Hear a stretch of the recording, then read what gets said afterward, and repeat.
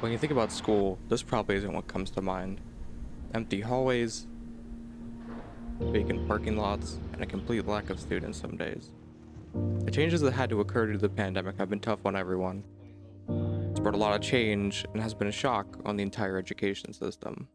At first, I was thinking, well, this is good because now I get another 2 weeks to work on my lessons. You know, originally we were going to have a week.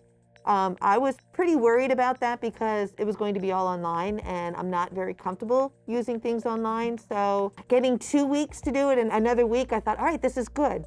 I was working on a study session after school with my Algebra 2 students for a test that was supposed to be Friday. And we all said that we hoped we would at least be in that Friday so that we could get the test done and everybody could tie up loose ends and things. Obviously not knowing the extent of the closure. I, like a lot of people, thought it was going to be short term. You know, a lot of us did. It was a scramble to get ready for it, you know, to get Chromebooks ready and chargers ready for everyone to, you know, work remotely. But we all thought it was going to be like 2 weeks, a month, and then we'd be back. We had no idea the scope of, you know, what was ahead of us. Almost everyone expected the shutdown to be a temporary precaution. And while now we know that would not be the case, most people were still enjoying the extra time they had because nobody knew how bad the situation was going to get. The immediate action that I took was to get down to our music wing because in that moment I realized, along with Mr. Fairchild, that our musical was not going to be permitted to go on that night, and it was opening night. And the kids had already left the building. So that was really gut-wrenching because not only do you have to tell kids that opening night isn't happening, you can't tell it to their face. Going into those elementaries was a really surreal feeling because as you're walking down the hallways, it's dead quiet. Every classroom you walked into, it's like they just picked up and left. Everything's exactly where they left it. The wrong date is on the board. It's dead silent. There's children's artwork that has fallen off the walls in the hallways. And it was a very weird and surreal feeling seeing that, you know, seeing these silent buildings like that. Slowly, everyone had started to realize the gravity of the situation we were in. The slight calm before the storm had ended, and the difficulties created by the pandemic were only getting worse. Our ESL students need to be together. Like, they need to be comfortable with one another to practice using their language and especially learning the language. So that's something that was very difficult to do, especially with all the remote instruction that we had. If a kid is struggling, I can't pull them aside all but 2 days a week if they're hybrid to check in on them. So just this simple human access, not even for schoolwork, but just to pull a kid aside and say, hey, are you okay? Do you need support? That's been probably one of the most challenging things this school year. The amount of work that had to be done by staff, teachers, and administrators had exponentially increased because they only had a small amount of time compared to the task of adapting our education system to the new environment. Yeah, it's more difficult, and I would say it is difficult because instead of preparing one lesson that day, sometimes I'm preparing 3 different lessons for my in kids, my out kids, and my remote students also.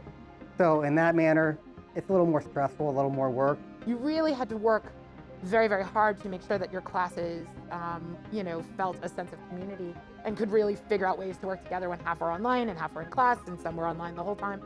So finding ways to create community virtually was really challenging. So I'm basically saying to a teacher, I need you to address the kid that's in front of you. I need you to address the kid that's remote but coming in the next day. I need you to address the kid that's remote and not coming into this building at all. It's an absolutely extraordinary task. And the fact that they have tackled it and done as well as they have, and they just continue to push through, speaks to the work ethic of our staff. Everyone responded differently to the situation. Some fell deeply into their work, and others found it as an opportunity to set boundaries. Whatever the case for each person, neither response is right or wrong. The situation is different for everyone, and throughout the entire process, what has mattered most is that everyone has done their best to adapt to it. That is what has gotten us to the point where we are at today. Everyone has worked hard to make the best out of a bad situation. Like the kids, we were lumped into this scenario too without a whole lot of preparation or understanding of how to handle it. So I really just feel like every single person has done the very best that they can. And I think that's really all anyone can ask for. we were able to do our musical during the summer, albeit, but we were able to do the musical that had to be closed down the day the restrictions were put into place. We were able to put on what some people say was a really good graduation ceremony. We were able to fight for normalcy when the world was turning to chaos, and I think that was really cool. This is what happened, and this is what happened to the world, and there are a lot more important things than that. And I think I just would have, I would have realized, I would have taken all of that out and realized that, you know, everybody's doing the best that they can.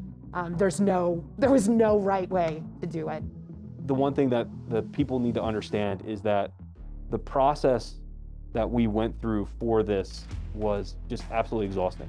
You know, it's been a long year, but I think a lot of people need to look at it from the perspective of every single person stepped up, every single person in this district, whether it be the students or the staff or the community. And you know, you can't say enough about that. Like, at the end of this journey, this year, we're all going to have a big sigh of relief. You know, that's the one thing that I want everybody to understand, is that in this process, every single person I've interacted with stepped up and did a great job. And so I couldn't be prouder of everybody at Wilson.